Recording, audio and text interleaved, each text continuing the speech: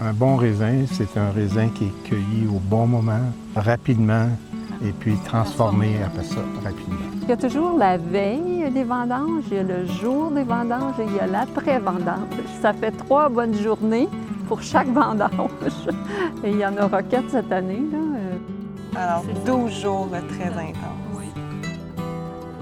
Martin, Lisanne, vous en avez mis des efforts et du temps sur votre terre ici à Loxville depuis 2008 pour créer des vins de qualité. Qu'est-ce qui vous a motivé à démarrer ce vignoble, les Collines? C'est un peu à l'approche de la retraite, peut-être la peur du vide. Alors, je suis originaire des cantons de l'Est et puis je voyais des vignobles démarrer un peu partout dans les cantons à chaque fois qu'on visitait la famille. Puis je me disais, l'Outaouais, c'est une très, très belle région aussi. Très beau climat. Et puis c'est comme ça un petit peu que ça a démarré, quand on a trouvé cette ferme-là ici. On est à quelques jours des vendanges ici sur votre vignoble. Comment vous vous sentez avant de commencer à récolter? Fébrile, et puis sûrement un peu stressé. Il reste que les vendanges, c'est le but ultime de la saison. C'est maintenant là qu'on récolte un peu de tous les efforts qu'on a fait au cours de l'année. Dès le début d'avril, on a commencé à tailler. Ça a pris presque 1 mois et demi à tailler, puis ainsi de suite. Alors là, on a observé les raisins, on les a vus pousser, on les a vus mûrir, on les a vus finalement être prêts pour la cueillette. Et la cueillette, c'est ça, c'est les vendanges. On a des retraités qui viennent nous aider à ramasser les raisins, mais quand on fait l'envoi de l'invitation, souvent on a une date, mais après ça, ça peut changer.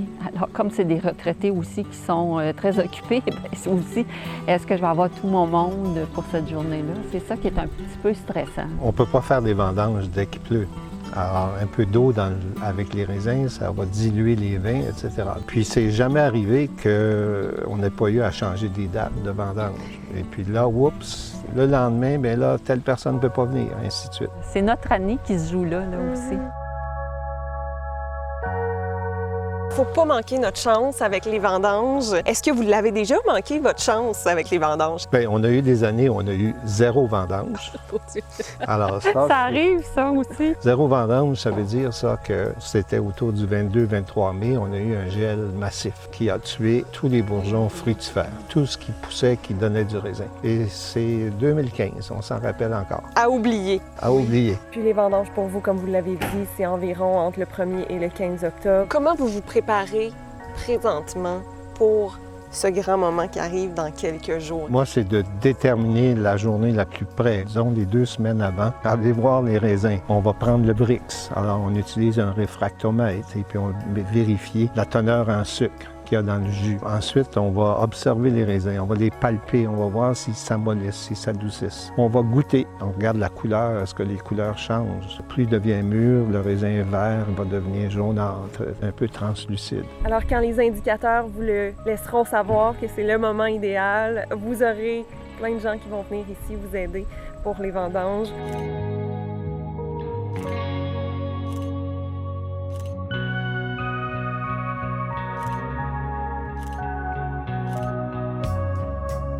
Ça ressemble à quoi une journée typique de récolte de raisins ici à votre vignoble? Bien, on commence par se lever tôt. On accueille les cueilleurs à 8h30. On nettoie les sécateurs, on les désinfecte. Et puis ensuite, en groupe, on se dirige vers la parcelle qu'on a à accueillir. Alors, généralement, ça commence vers 9h. Et puis Martin donne les premières instructions, comment récolter. Une fois les filets enlevés, la première chose qu'on fait, on cueille une grappe à la fois. On la place dans sa main et puis on coupe le pédoncule, juste là, comme ça. Le travail, c'est ça. Des fois, il y a un petit peu de nettoyage à faire, puis on laisse tomber dans le seau. Et là, ça va être chargé dans une grosse remorque et puis amené au chai. Le chai, c'est le bâtiment dans lequel se fait la transformation. Une chose qu'il faut éviter, évidemment, c'est d'aller couper le doigt de son partenaire qui est de l'autre côté. Alors ça, c'est faut faire toujours bien attention, bien regarder, et puis on coupe uniquement le pédoncule. partir des commentaires qu'on reçoit, là, c'est qu'ils aiment leur journée, ils aiment être en plein air, ils aiment être avec le groupe, ils aiment le repas, les tartes au sucre que je leur fais. Oui, parce qu'après avoir récolté pendant quelques heures, là, il y a un grand repas. Alors, c'est une fête. Puis probablement, ce qu'ils aiment le plus, là, c'est qu'ils peuvent boire du vin à volonté après, là. Mais c'est une journée de travail intense quand même, là, parce que c'est un bon 4 heures à être debout, puis à se déplacer de plan en plan, puis récolter. Alors, il reste que nous, notre stress, c'est de finir la parcelle, là.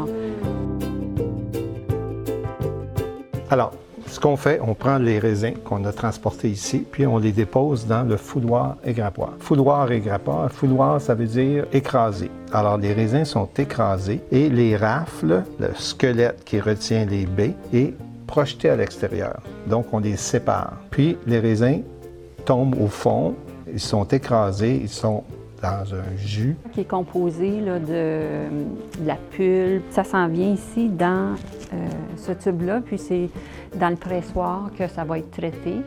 Et puis que là, on va retirer encore plus de matière. Puis l'étape suivante, c'est que ça s'en va dans la cuve de débourbage, qui est une première cuve. Et là, ça va rester à peu près 2 jours là, pour que les matières plus solides se déposent au fond par sédimentation, qu'il reste un jus encore plus clair. Et ce jus-là, bien, on va l'envoyer dans la cuve pour commencer la fermentation du vin. Alors déjà, si je comprends bien, 2 jours après avoir récolté les raisins, la fermentation commence. Et là, ça se poursuivra pendant 1 mois, 2 mois. Là, c'est le maître de chai qui se met à l'œuvre. Des prélèvements, des analyses, et puis pour s'assurer que le vieillissement se fasse de façon adéquate. Et puis, ça nous mène déjà au printemps, puis au mois d'avril, et on recommence. À travers tout ça, il y a même la mise en marché. Bien, l'embouteillage. Embouteillage. Quand le vin est prêt, mettre les étiquettes, faire approuver tout ça par la SAQ.